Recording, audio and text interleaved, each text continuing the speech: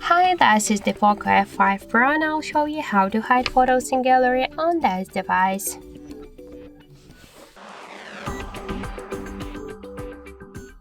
So open first the gallery. Let's just take a picture.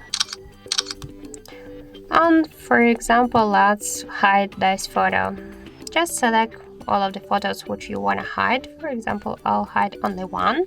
Tap to add to album and click to private album. So just to view the items which we made private, we should swipe down in albums tab. Okay, so just let's set the privacy protection password. Tap to next. You could log in into your Xiaomi account.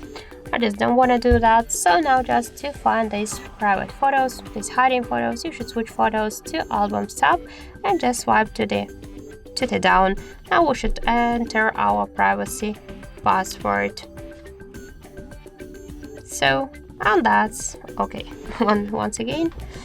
And that's it. We could see our hidden photos. To unhide them by the same way, select the photo and tap to remove from private album.